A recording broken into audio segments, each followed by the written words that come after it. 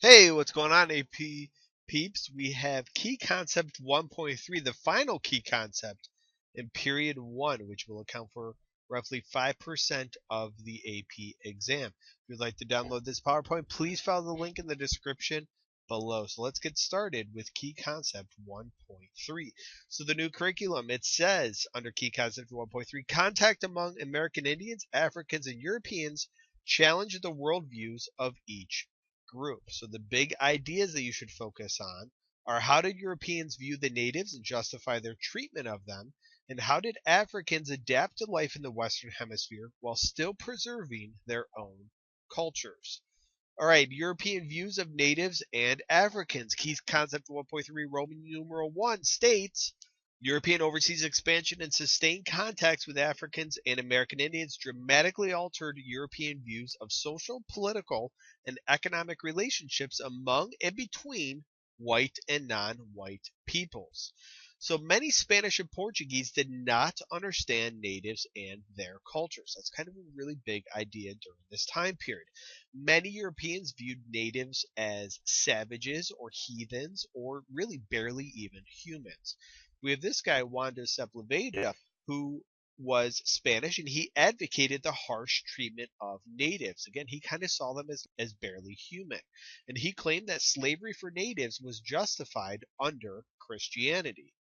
On the opposite end of the spectrum, and somebody you should know that had a different view than Sepúlveda and people like him, was this guy, de las Casas. And I am horrible at pronunciation, so I probably butchered both of their names.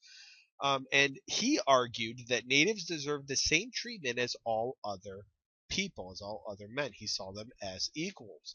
And he played an instrumental role in ending something known as the Encomienda system, which I do have a video on. Check it out in the description below. And Europeans began to develop a belief in white superiority to justify their treatment of Africans and natives. If you view a group of people as less than human, it's easier to treat them as less than human. That's really what the Spanish and Portuguese and British and Europeans did. They found ways to dehumanize Native Americans and Africans. All right, continuing with this, we have key concept 1.3 Roman numeral 2.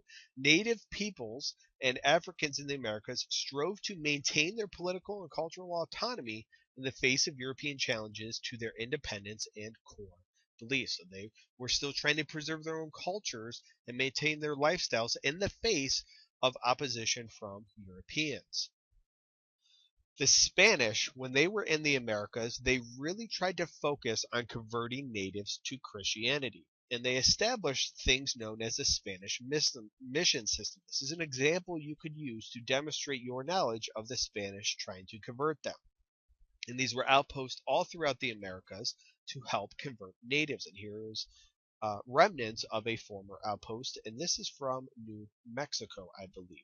And these outposts were also often used as military bases. So they were not just used to convert and spread Christianity, but they're also used as for military purposes as well. And we have this guy, Don Juan de Onate, he defeated this group of Native Americans known as the Pueblos. I do have a video on the Pueblo Revolt that you can check out as well. And in 1610 in Santa Fe, the Spanish established the city of Santa Fe.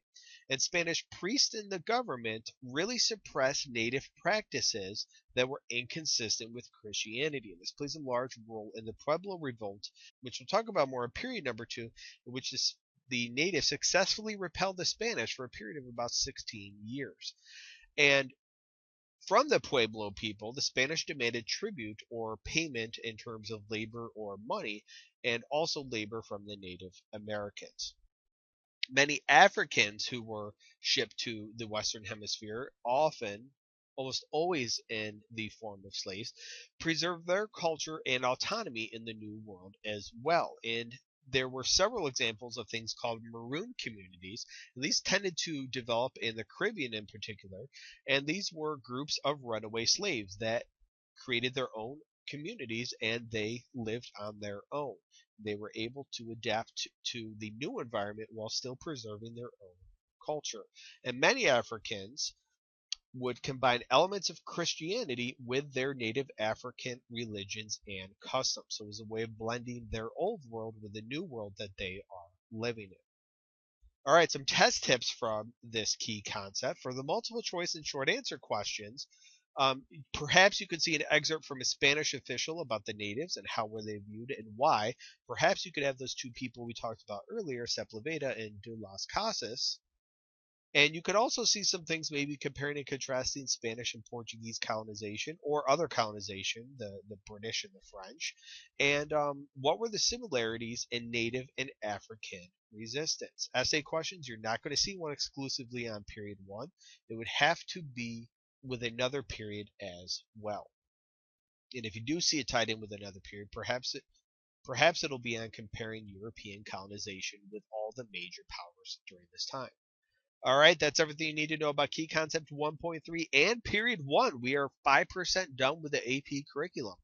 If you found this video helpful, please take a moment and help spread the word. Let your teachers and friends know about this. Put this on Facebook, Twitter, any other social media that you can think of. If you have any questions or comments, feel free to leave them in the comment section below and I will get back to you. And please subscribe to my channel if you have not already. I thank you guys very much for watching. Good luck on all your tests this year, especially the final in May.